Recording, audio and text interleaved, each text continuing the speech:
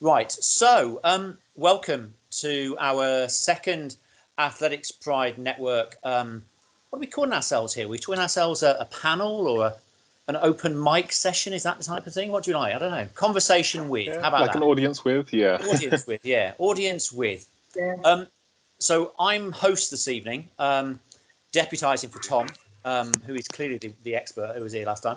But I've got the opportunity here to have hopefully a really entertaining conversation with two athletes who are stepping up in our sports over the last couple of years, with or without injury. And I know one of them has suffered a little bit more injury than the other in the last couple of years, but both have begun to achieve where their talent says they're going to go. So I'm going to introduce them both briefly and then really get into the conversation. We've got with us Corinne Humphreys, who in 2018 went to the Gold Coast and competed in the Commonwealth Games in Australia, made the semis of the 100 metres. And also that year, I think, or maybe the year before, I was looking at your stats, Corinne, you didn't finish outside the top three in any race apart from one that entire year. Really? I didn't know that. Oh. Yeah. Thank you for that. Nice And little wow. I surprise. was looking down, first, second, third, all the way through. There you go. And unfortunately, you were into last year, didn't you? You had a good indoor season and it didn't quite translate out in the summer of 2019. Yeah, I mean, I was actually injured from 2017. When I got the call up for World Championships that were in London to go be a part of the relay team, I was actually, the injury started from then. So it was just managing. And then last year, during the indoor season, it just couldn't go on any longer. So yeah, I just had to stop. Yeah. Cool. Pause for a second. Robert, we've just asked if everybody can switch camera and mics off, if that's okay. Just so, because Gareth's going to promote these and feed it through to the Twitter feed. So he's going to, that's brilliant. Thank you. Open to questions. And if you do want to write a question in, please just stick it in the chat and myself and Gareth will monitor those questions and pick them up later if our conversation doesn't answer that. So right now, you're back fit, Corinne? You're raring to go? Still rehabbing, but looking to race next year. Yeah. Good. We'll talk about the whole COVID situation in a minute. That's a whole different ball game. Now I'm going to ask him a question just as he stuck a bottle in his mouth. So, Ethan, I'm not going to ask him a question. Ethan Akani is a sprint hurdler who I've obviously watched quite closely compete because I coached that event as well. And over the last couple of years has really, let's call it, stepped up the food chain in the hierarchy of the event. And this year achieved Bucks champion, and he achieved, this is indoors, and also podium finish in the British Championships up in Glasgow, PBs over that distance of 60-metre hurdles. So a really successful start to the year that, of course, we've not been able to continue, Ethan. Yes, but welcome. Unfortunately. Hi, thank you. Thank you for having me. So, guys, so we started talking about the idea for this conversation and really just wanted to explore what it is to be an active track and field athlete right now and a member of our community. So, I started a conversation, I think, with Ethan about the network. So probably about this time last year, I think, Ethan, wasn't it, at Loughborough? I think, yeah, it was like just after British Champs, wasn't it? Just out, yeah. And it was a conversation that said, well, what do we want to do? What do we want to achieve? And I think part of it, which is the reason why we're here tonight with a pair of you guys, is really to have a conversation about what it's like to be an athlete and to be within the LGBTQ plus community and what that's meant to you, really. Because I think some of the positive messages that come out of the network and on the Facebook page have been about, oh my God, I wish that had been here a few years ago. And that's where I think we're going to make the most difference, I think, anyway. I mean, open to opinion and debate on that one. So can I ask you both, first of all, and whoever gets there first with the answer, why do you think these networks, such as APN, is important? And I'll say such as the APN, because we were talking about this morning, and it's great to hear that at least two other major NGBs have gone the same direction as us and have started to set up their own Pride network within their own sports. So that's really exciting. And I think it's great to see that we led the way. But why do you guys think it's important? What's it doing for you or doing for people around you, do you think? Ethan? Yeah, Ethan. I can go. Well, I think it's really important because, like you said, if there was something like this when I was a bit younger and like just starting out in athletics, I felt like I would have been a lot more comfortable and more welcome into the sport, which is kind of weird considering athletics is like one of the most inclusive sports. Yeah. But it definitely like gave me a confidence boost, and I've also just been able to actually like talk about issues with homophobia, biphobia, transphobia, etc., and actually have people listen to it as well. And because British athletics have been so amazing, like supporting the APN, it's helped spread it all over. And like it's not just us; it's actually hitting the wider community in athletics now, which I think is so important. Hugely, and I agree. Corin, what about yourself? I think kind of echoing a bit on what Ethan has said. I think it's just about feeling seen. And for the majority of my career, I didn't really feel seen. And it's like only since being open about my sexuality that I'm actually more visible. So it's actually quite funny that I wanted to be visible, but I was hiding a part of myself. And when I just kind of let go and showed it, I was then kind of seen. So I think it's important for people to feel seen and feel a sense of belonging. And that's, I've never felt so connected to the sport before I joined this network, I would say. Even going to major champs and things, I never felt as included in a team as I have in this team, I would say. That is one of the most positive statements I've heard in a very long time. That's really, really good to hear. Really good to hear. So I suppose with that positivity from both of you and the fact that we've got this network now, would it have been good, or what would have having older role models have helped you maybe come out when you were younger? Do you think there's something in that? As you mentioned, Corin, didn't you? You sort of kind of held yourself back a little bit. Yeah. Would role models have helped? It depends on what age. For me personally, I think having gone through a bit more, having life experience, I think if I had a role model, I would have really seen them as somebody to look up to. But if I was younger, I would have probably seen it as, oh, you know, you're older, you can do that. I don't know if I would have still felt like an older role model would have done it for me. I probably would have felt more inclined to come out if I had a younger role model, actually somebody that was nearer my age, I would say. Yeah. Yeah. Okay. So actually, you think maybe this network is fingers crossed the place where generations can meet and go. Yeah, definitely. Yeah, definitely. Okay. So the mixture of generations, I think, is a good thing. But actually, with it generationally, younger age groups, middle-aged, older age, whatever you want to term us all, you know, I think that's, you're right. Maybe that is key. Yeah. What about you, Ethan? What was your experience when you were younger? Well, I was kind of similar to Corinne. I was like, I kind of restricted part of myself, not just in athletics, but in just daily life as well with family and friends. But it was 2015 when Tom Bosworth came out publicly as well, and seeing that like on national,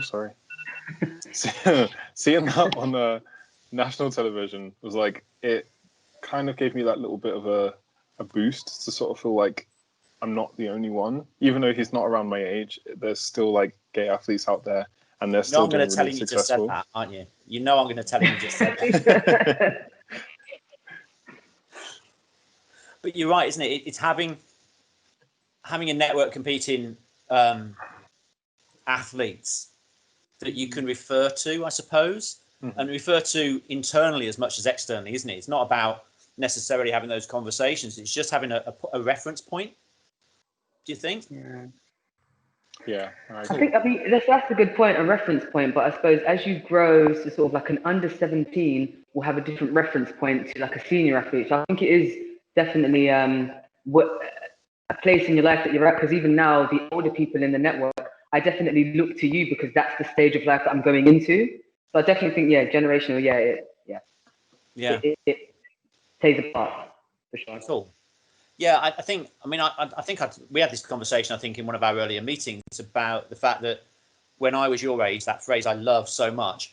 It was a question of there was nobody in sport out. Nobody, as far as I was aware. Nothing I ever came across, read about, or anything. And then you started hearing rumor mills, but there was still nobody out. There was still no reference points.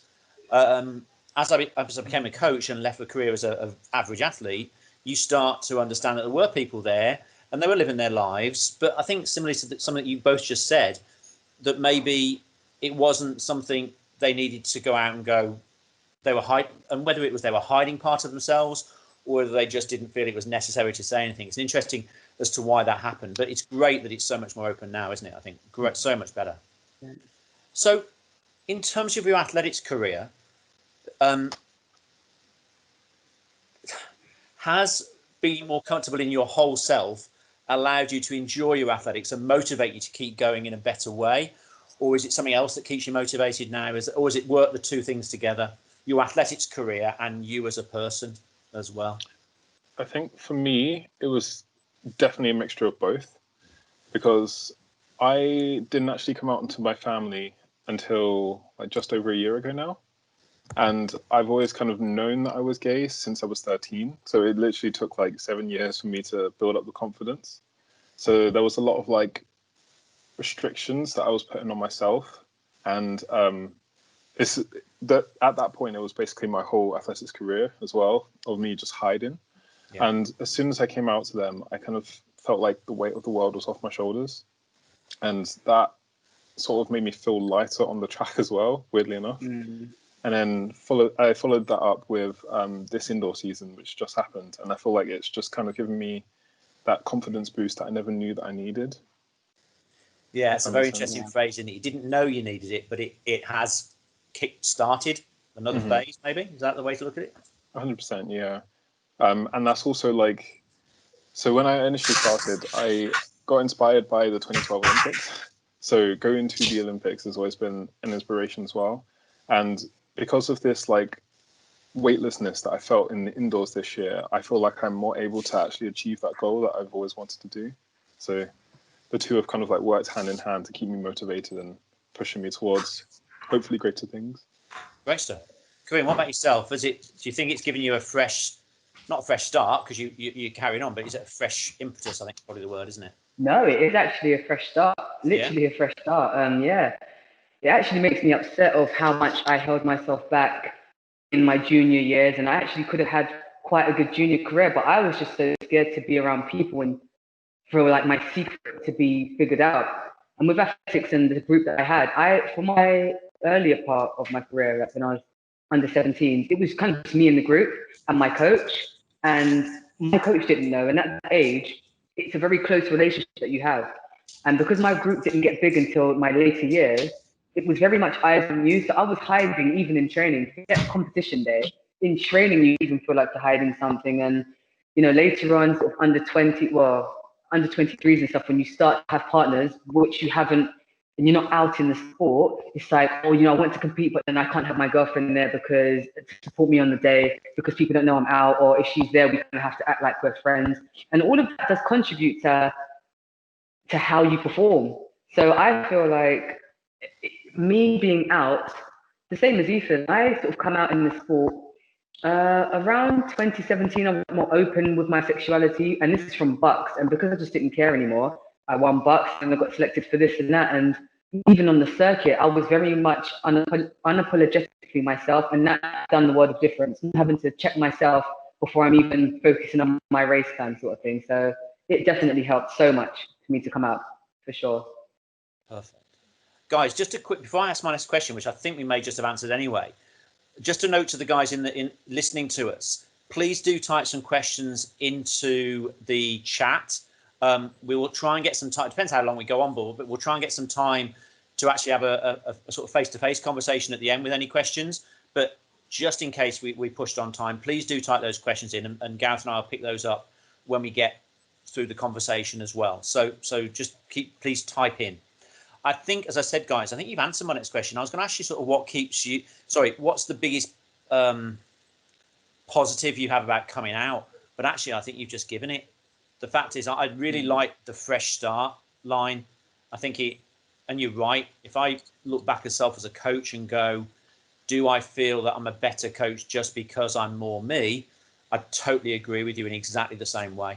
It makes you much more able to stand up for what you're doing and believe in how you're making those moves forward. And I think that applies to you. From what you've just said, guys, that applies to you, doesn't it? Yeah. Yeah. 100%, yeah. Yeah. 100%, yeah. Is there anything else is there anything else in your life that's been of major benefit, the biggest positive because of coming out outside of athletics or around the athletics thing for you? Is it around squad and coach and family, or is it, you know? Well, my home club have actually messaged me to ask me essentially how they can make the club more inclusive, which I thought was a massive step because I didn't even reach out to them. They saw our last audience with me, you, Susie, and Tom, and they messaged me to sort of like see what they can do to contribute as well. And like I found that like really inspiring, and it just made me really happy. Yeah, that's cracking. That is really, really good. It's interesting because neither of you guys, I suppose, at the level you're training at currently train within the club environment, do you? Because you're training daytime and other times and things like that. So at the age you're at and the experience level you're at, you're probably not seeing the club on a day-to-day basis where you grew up. Would that be something that you feel you could help with going back in with that sort of, you know, as you say, that they've asked you that question, do you think that would be good for you guys to go back into your clubs with that message? Yeah, definitely. Yeah. About like, so yeah, I think especially because we've kind of like experienced being like an LGBTQ plus athlete, we can sort of give points of view that they may not have like thought about themselves. Yeah, totally. No, I agree. I'm going to ask you a question that's just been put on the screen, actually. I think this is a really good one related to this. So were your fellow athletes supportive when you came out? Now, obviously, you may have changed groups in the last few years. I know you've obviously gone to university, Ethan. But the athletes you were training with then and the athletes you train with now, how have they been? You can put them on the spot, don't they? Mine have been fantastic, to be honest. I didn't get any, there wasn't any negative feedback from the athletes. In fact, people started to engage with me more, I would say, since I came out, because I think there was a part of me that was very kind of mysterious, so you didn't really know how to lead a conversation, whereas when I was just out and able to talk freely, I think my experience in athletics in general and just how people interacted with me was much better, still very supportive, Good. Ethan, same? Mostly the same for me at first, but there were also a couple athletes who weren't necessarily negative about it, but it was like unfamiliar for them essentially. So they just asked me like loads of questions about like how I knew I was gay, what does it mean to be gay, and like sort of things that they never really thought about because they've never experienced it or known someone who is part of the LGBT community. So it was quite nice to be able to talk to them about it and educate them, and then they became like a lot more friendly and like more open with me as well. And at university, everyone's just been so accepting and open. Like nobody blinks an eye when I tell them that I'm gay. So it's very free and it's very nice. No, that is good. I mean, and thanks, Howell, for the question. I think that's a really good one. I think that first step is a huge one in anybody's life, in all of our lives. I'm sure we've all experienced it in different ways.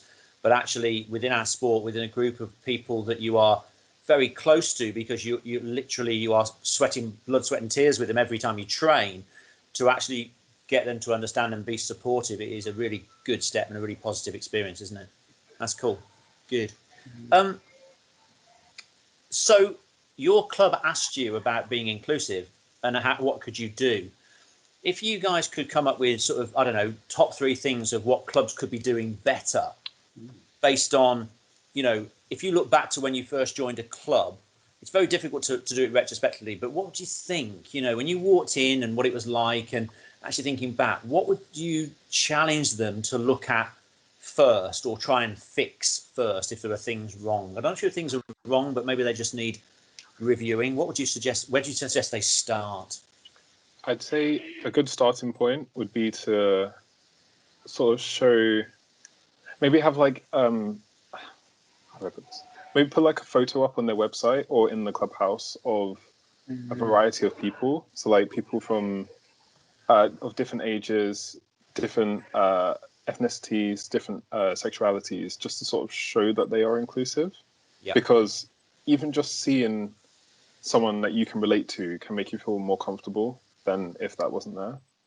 And I feel like that would be like quite important and like a minor detail, but it'd be extremely effective. Well, no, it's not minor though, is it? I think it's really key there. What the club portrays as itself reflects what most people will look at it and go, well, that's not for me. On a very different level, on the same subject, but a slightly different angle on it. My club, people know where Birchfield's based, my club in Birmingham, but a lot of people don't come to it because they assume it's elite, because they see Birchfield and they go, we've got lots of Olympians and all that sort of stuff. So they think, well, we're a big elite club. And actually people have told us when they've come down to watch athletes, oh, I didn't think I could come. I didn't think I was good enough. So it's a reputational thing, and it's a promotional thing that we're blocking people joining us because we assume people just know and they'll come along. We need to do something very different to tell people who we are and what we do. And I think that first step, that first sight of what the club is crucial, really crucial for whatever reason. So what about you, Karim? What would you give them as a top three? Or Well, I would kind of echo again what Ethan said. I wouldn't probably. The most important thing is that visibility, that we are accepting and we are open to everyone. And I think because a lot of topics around sort of a lot of things that the LGBT community face, it's not easy to talk about. So I couldn't say that it would be better if they spoke more, because sometimes people aren't ready to talk. But just there being something visual for people to know that we are inclusive and we're trying everything to be as inclusive as possible, but you guys talk to us. I think that's what we need. So something subtle that we know that they're open if we need them, and then again, even something like the APN, that we're here if you need you, and that the APN is here, and if there's people that are more suited to talk to you or that you think they can relate to you more, they're there. But it's kind of like that subtle but loud, we are here to help you, and anyone and everyone can come. Perfect. All right. So you're going to take them up on their request, Ethan? Are you planning to? Yeah, so like I'm talking to one of the coaches and like part of the committee at the moment, and we're going to sort something out, which is really exciting. Fantastic. On that point, guys, to everybody in the meeting now, we are looking at working with the home countries. We're looking at offering out workshops, conversations like this on different levels. We're talking about working with athletes. We're talking about working with coaches or club officers, just to do exactly that, to offer those. It's not a service, it's a conversation, because as Ethan's experienced, people are out there going, oh, do we have to do something different? Oh, do we have to paint the doors a different color? You know, they because they start worrying about the stupidest little things, don't they? But they just want to know it's all right and you're okay, I think, which is great that they're actually asking. I think 10 years ago, they wouldn't even have asked the question. You know, a lot of clubs would have just gone, don't know what to say. Yeah. So cool. All right. Great stuff. Well, I just had a question from somebody there. Let me just check what that one was. Yeah.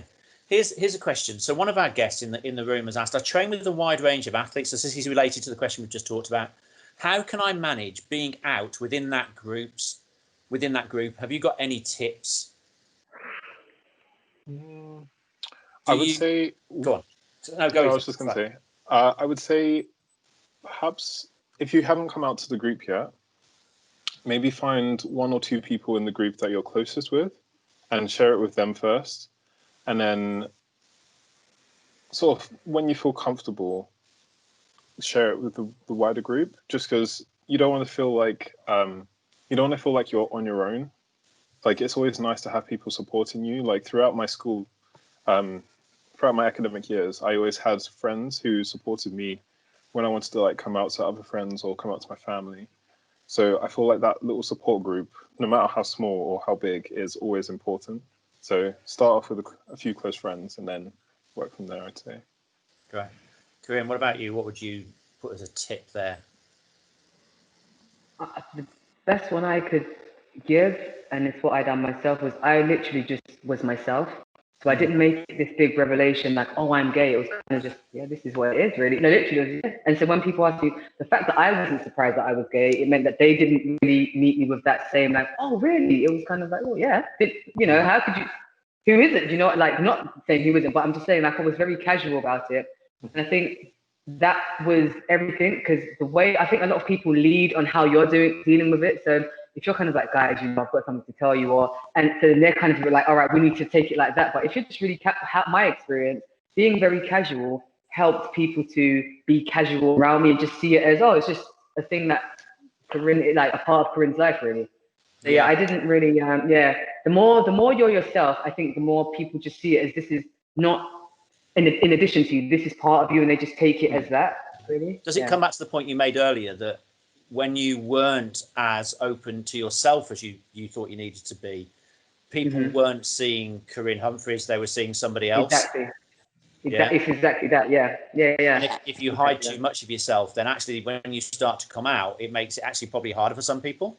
I know it's not their because they're like, who is this person? No, but yeah, honestly, it's like, oh, this is a new person. When it's not, it's just I was hiding a part of myself. Yeah, no, it's true. Very, very true. Yeah. Part of that question, actually, I've just reread it again. Part of it is about what about if you're training, and this is probably relevant to the younger athletes as well, so even younger than you guys, would be if you're in a group where you might be 17, 18, but there are kids that are under 16.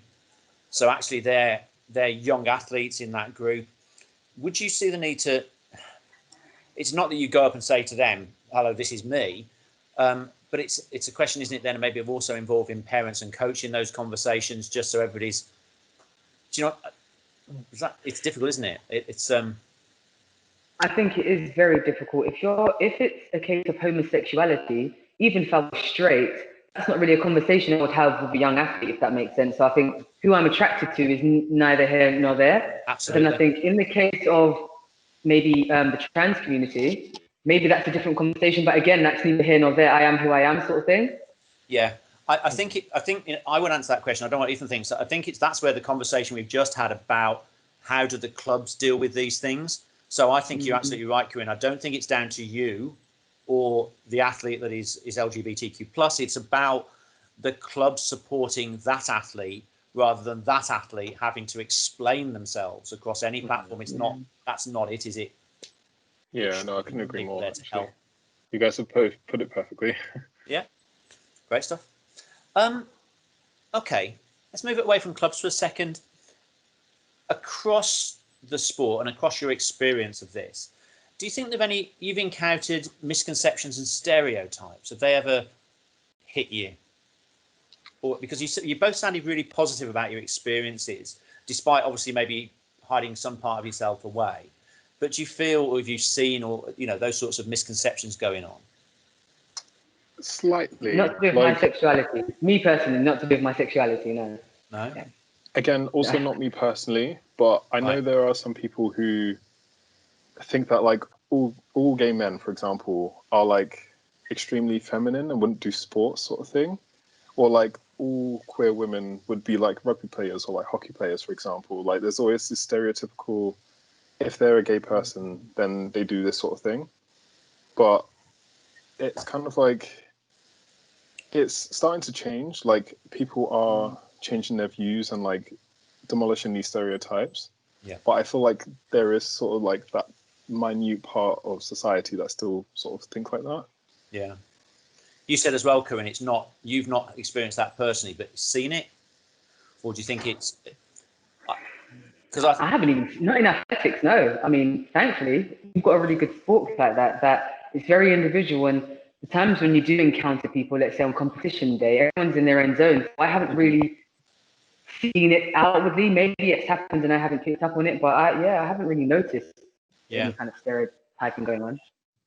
I think it's an interesting one. I think we're not here to paint a rosy picture about life, but at the same time, it's an honest conversation that says we haven't experienced it. I mean, but I think, again, talking generationally, it'd be interesting to see what the group thought, because I do think that I think I mentioned to you guys in a previous conversation, the only gay man I saw was exactly the description that you described, Ethan, that what people think is a gay person, which is limp-wristed and soft, let's call it that, and that was the only role model out there. So that was where those assumptions came from.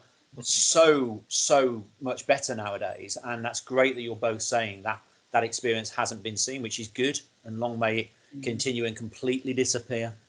Cool. You both know that we've got some bigger questions coming as well, but what do you think?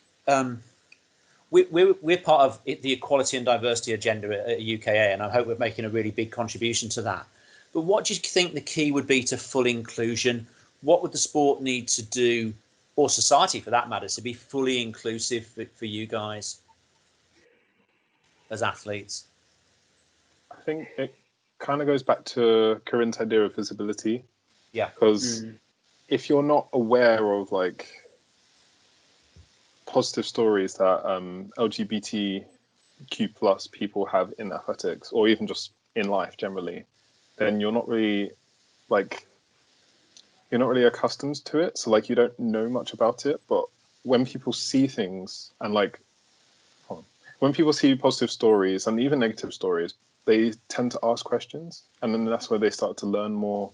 And like even I'm still learning, because there are so many things that I still need to like focus on as well. So let alone a straight person, for example. But I feel like the more visible we are, the more normalized it becomes in a way, rather than like this strange thing like there are straight people and then LGBTQ plus people, rather than start again. Instead, we are just like one big community, and like we're just starting to merge in with each other. Yeah. Corinne? Personally, I feel like the athletics world in general needs to be more inclusive just of people that aren't elite in general, or like there's so many other different groups that need to be more visible for the LGBT community to even be within that. So what we're doing here is major just for the sport of athletics, because as well as us kind of encouraging more inclusivity in the sport and to show people that, this is quite an inclusive sport, I feel like for example, me and Ethan, outside of the APN, we're not necessarily celebrated to the same regard as we are now. So I think just in general, athletics needs to be a bit more inclusive.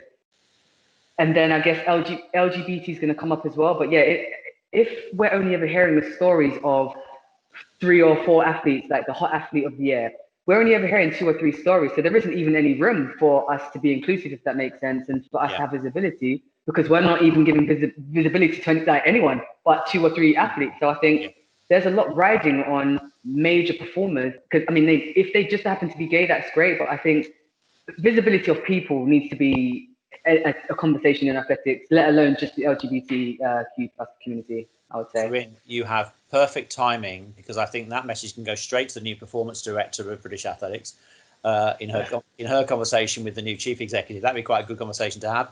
And Gareth, you've got some work cut out there. We need more stories, please. I know he's still listening. Okay. No, that's cool. I agree. I think that is great to hear. It is visibility, and it is visibility of the sport, not the few. We know why we focus on those few, because they're funded, they've got to succeed. If they don't succeed, then the money's failing. But the sport is so much bigger than that percentile that are. I mean, but this is the thing. I think I'm very passionate about this, just because I know that when it comes to funding, you can't just fund who's already at the top, because like you were saying, me and Ethan, look at Ethan now. He's on the rise now, and he's getting visibility now. I would say, because he's able to feel a bit freer. Correct me if I'm wrong, Ethan. But you can't just wait for somebody to just happen to get it all together, and then you're at the top of the sport, and now we can see you. Like, there's so many other people that need to be seen so that we can continue to flood people into higher levels so that funding makes sense. But at the moment, I think it's very for the very, very small percentile of people, I would say, like just visibility in the sport. Yeah. We need to talk offline about the talent pathway and see what you think of that, because that's growing, and that will sit below that elite level. Now, it should cover athletes like you guys as well, if you are sort of between that top funding level and not. But I think you're right, it's a big piece of work, but it's where the home countries need to play a huge part as well, because if we talk about Commonwealth Games, those countries have got to raise those profiles, because if the athletes get promotion, then the sport gets promotion, and it grows the base as well. So it is top down, bottom up. It's all of that. Definitely agree with that one. The questions are starting to come, so we'll cover some of those in a minute. Let's take you back again, because you're so old. But let's look back to when you were just young whippersnappers coming into the sport. 2 questions really. Well, I'll combine it as one. So I'm looking at the time, and I want to cover some other questions as well. Do you have any regrets about how you came out? And what 3 things might you tell your younger self now that you're so old? Who wants to go first? Corinne's going to go first. Look at that. She was I'll raring do to it go. first. Right. So, do I have any regrets in the sport? Was that the first question, or like mixed in the question? Regrets about how you came out, maybe. Oh, how that came out.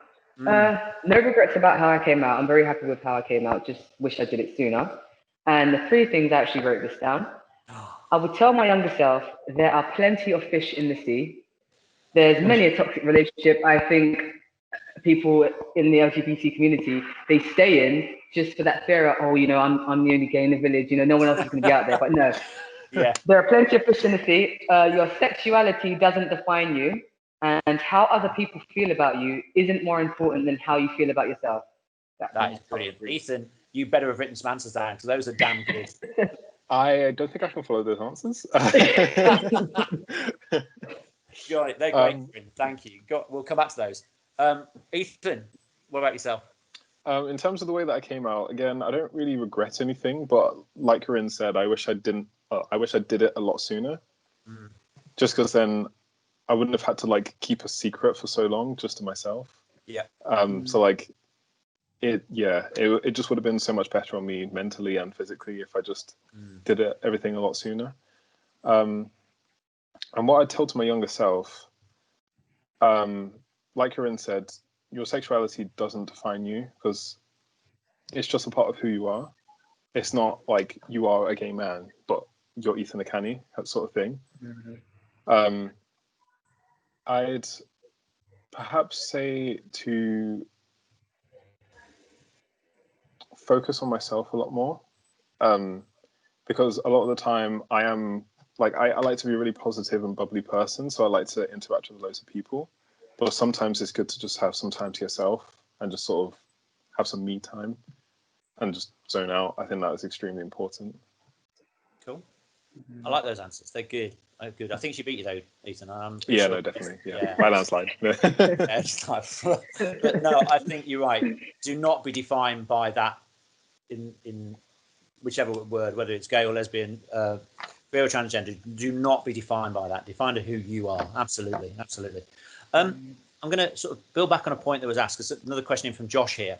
How has your love of athletics and focus on sport been received in the gay community? Or does it even play a part in your lives? I don't know.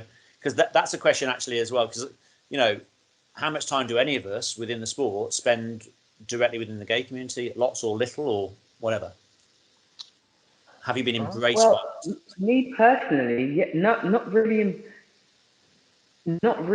embraced at all, I would say. I don't know if it's because I'm quite, you know, like masculine presenting. I'm quite like, I'm a tomboy, and I don't know, because I do sport and as a result I look a certain way. I've never been received well to people that could have been like my good friends, because I think they see me as competition, if that makes sense. So yeah, because I'm very masculine presenting and I do sport and stuff, I don't know if I think I intimidated a lot of people. And because of just doing sport, sometimes you do have an air about you that you're more confident, and that you've got like a focus. A lot of people in the gay community can't say the same for what they're going through. And so for me, that actually was a hindrance. I don't really have that many friends that are in the gay community. I think I've got 2 or 3, but other than that, not really. And like I wasn't really received very well. However, in like the last year and since becoming a Stonewall Sports champion, now I've been embraced more, but just like on ground level without any kind of name or anything, not really embraced at all. It's very much, isn't it, that presentation, that presumption by the community that if you do sport, you're something different, very different, and almost can't talk to, maybe. Yeah, definitely. Like I'm not relatable at all. And again, that's why I'm like, don't let your sexuality define you. You know, I'm still a gay woman, but I just happen to do sport. But interestingly, doesn't that come back to the question about misconceptions and stereotypes? That assumption that you are, you can't be spoken to. Actually, you're almost like, oh no, you're too good or something. Yeah, absolutely. Very interesting. Literally. Ethan, what about yourself? Again, I haven't really sort of immersed myself into the gay community until perhaps this time last year-ish, roughly. So like I've not really had any negative or positive experiences with like being an athlete and being gay, if that makes sense. Yeah.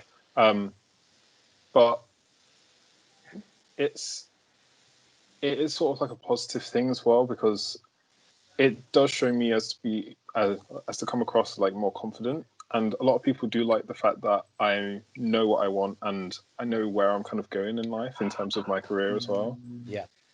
But other than that, I don't really think I've seen much of a difference between, or not even a difference. Like, I don't know, people haven't really been affected by it in a way. Guys, for everybody in the conversation here, we were talking at the start of this year about where we would want the network to be seen, and had we not lost the entirety of Pride season this year to the world stopping, we would definitely have taken the Pride network out into the community in all senses, and I think that would have been a really interesting thing to do, for all of those reasons. I think to understand a little bit about, you know, who's out there that wants our help, who's out there that is hiding some part of themselves away, but actually that understanding of why people look at sport in some ways and why they don't. So I think we'd have learned a lot from that.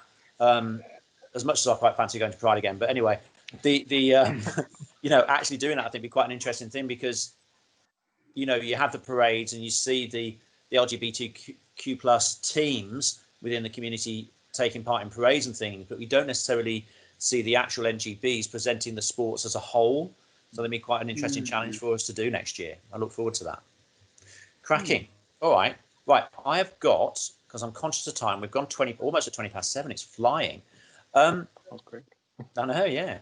Well, I don't know if everybody else is enjoying it, but we're having a good time talking about it. So it's fun. Yeah, we wrote some big questions, everybody. All right, we wrote some big questions. So straight out here, do you think sexuality still has the same stigma attached to it that we saw 15 plus years ago? Now, I appreciate that 15 plus years ago, you two were probably in primary school, but go with the question, right? Don't start working it out, Ethan. Is it your perception that there is the same stigma, a different stigma, or less? What do you think? I'd say yeah, definitely a lot less. Like, everyone's so accepting now, and like nobody really, or not nobody, but like the majority of people, especially people like my age, like 20s and younger, are starting to see, like, they're not seeing a difference. Like, I feel like before, a lot of people segregated like straight people and LGBTQ plus people and saw them as like weird people in a sense. But everyone's sort of like embracing it a lot more now, which is extremely positive. And like, I feel like we can only go up from here. Definitely. I agree. Corinne? Yeah? Yeah, no, I agree with Ethan. Yeah, we're so much more accepting now. There's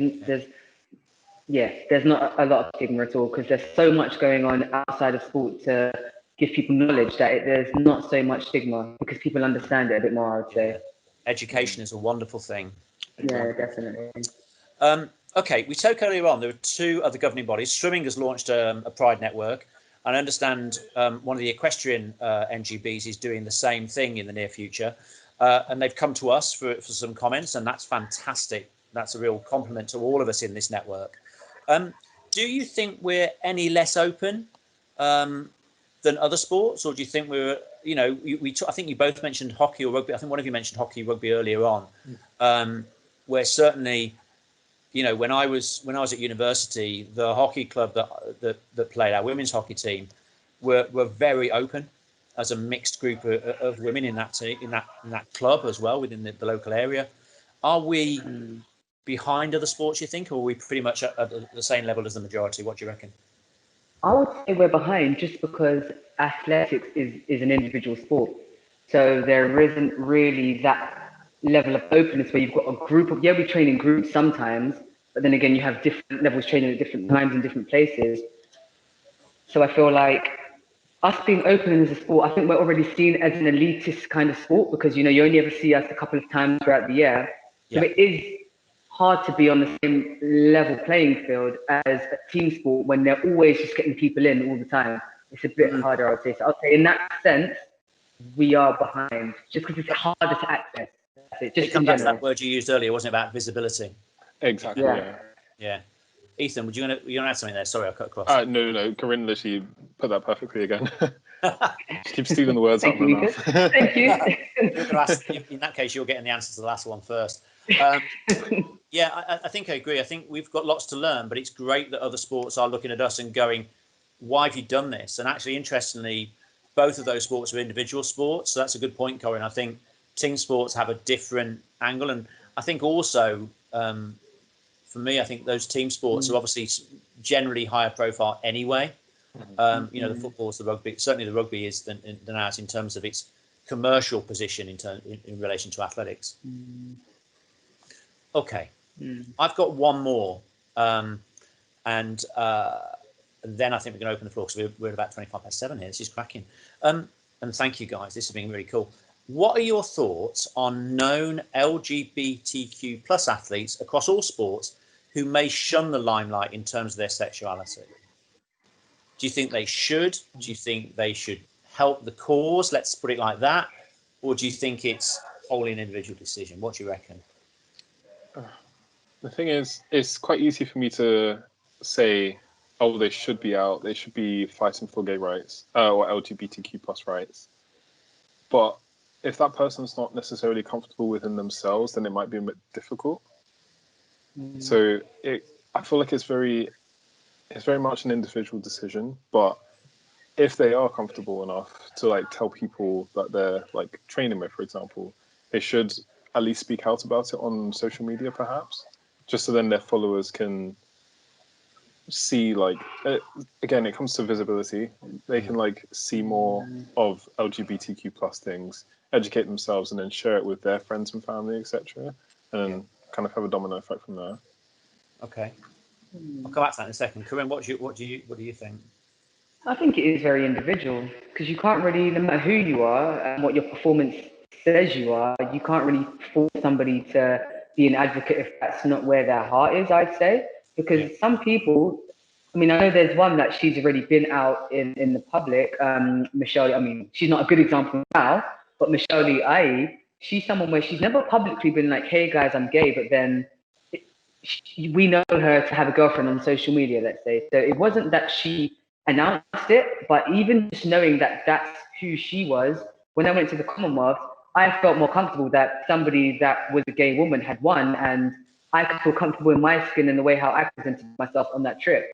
So it's not that she is an advocate, but in a way you kind of are, because in the age of social media, they don't have to say it in every interview, because if you follow them, you would see. And I think that is enough. I'd say that would be enough in this day and age.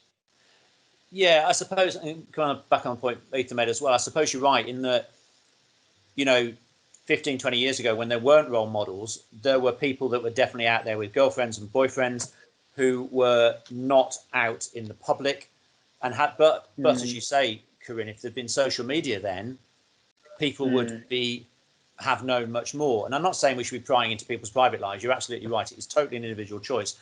I just wonder whether there's a need for some more high-profile athletes that are openly gay in their private life, if you put it like that, on social media or not, that might help generate a much more open debate, even if it's just that. I would say that it's the governing body's responsibility, because it's like an athlete can put their neck out and then get a lot of backlash, and then who's backing them up? Do you know what I mean? So it comes from the top down. Is we need to see the support so that I can be out and know that something's going to be done if I get negative backlash for anything that I say. Then I even think that there might be more elite athletes are inclined to speak up if they felt that support from higher up. Yeah, that's a good point.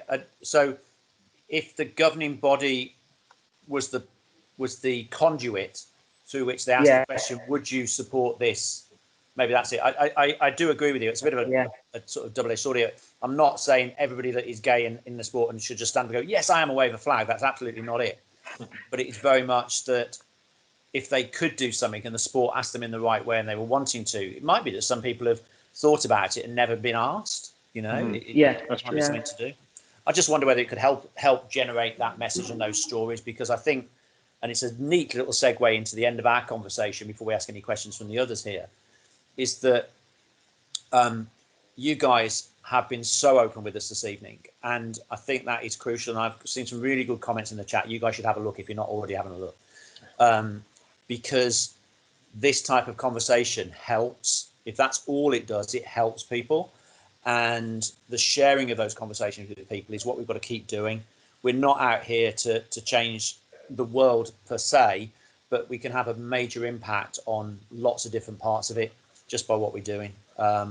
And in our world's words, I think the sport is very lucky to have you both. Many thanks. Oh, thank you, Arwell. Thank you. It's like we planned to say that at the end of the conversation. I can't say anything better.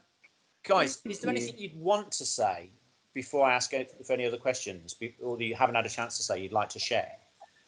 You don't have to, but I just wondered if there's anything you wanted to put across. Not in particular. Just thanks everyone for joining and like being part of the APN essentially as well. Because like without the members, we wouldn't be able to do everything that we are doing at the moment. Yeah, totally. And I'm going to come back to that point in a minute. Good reminder for me. Thank you, Ethan. Whilst I'm going to give you guys a chance to think about any questions. We've got a couple of minutes. So if you've got any last questions that you'd like to get asked, stick them in the chat. All right. You've got literally 2 minutes. Whilst you're thinking of questions, my thanks to both Ethan, who's just turned sideways on my camera. What is wrong with you? Sorry, I was looking at the chat. He wants to go. To Ethan and Corinne, thank you so much. It's been a pleasure to have the opportunity to chat, and I hope everybody else has enjoyed that. It's done it again. Sorry. Whilst you're thinking of questions, a reminder of what we talked about at the start for those that joined us a little bit later on. We will share. Garrett's going to ask about whether you're all happy that we share this conversation wider than just the network as well. So Gareth will come back in on that in a second or two. We've got others planned, new conversations planned for next month as well. You'll see that in the network in the next couple of weeks. So there are more conversations already planned. And if you've got any ideas on people you'd like to hear from, then of course, please put a message in the Facebook group and we can follow up on those and see what we can do for you. Those of you who have been with us since the start, you'll know we've been looking at subgroups to the core group of the Athletics Pride Network.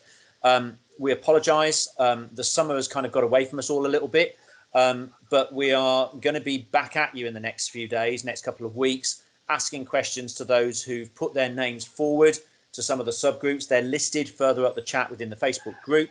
Please do go have a look. If you haven't yet said yes, please, then please have a think about it. And we will be in touch with you who put your names forward over the next couple of weeks to grab you for some ideas and put together some action plans for the next 12-month period.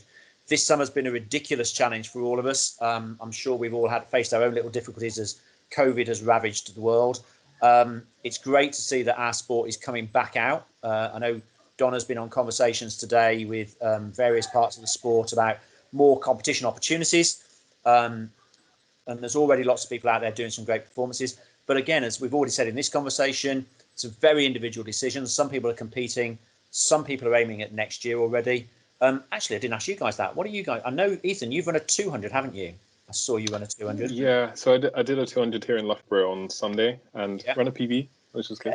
But yeah, that was quite nice. 28 seconds? So, 29 actually. Yeah. See, Corinne's listening. Sorry. Anyway, Corinne, what about yourself? Have you run? Oh no. I'm opening up. I'm just getting back into some sort of sprint training. So yeah, next year for sure. Cracking. All right. I joke with Ethan about his competitive edge. I'm sorry. It's just because he beat my athletes in the champs this year, so it's just really annoying. But no, yeah. Stop around. I think it is a very individual decision, isn't it? And so we wish you both the very, very best for what you might do the rest of this year and certainly what you'll do indoors. And quite clearly, Tokyo is on the horizon. So we look forward to getting on that plane or watching you get on those planes if that's the plan. And yeah, thank you both so much for your time. I've not seen any more questions. I've seen some woohoos and here's and some well done, Ethan, on your PB. So somebody's two actually. Two. So there we go. That's it. Thank you so much for joining us.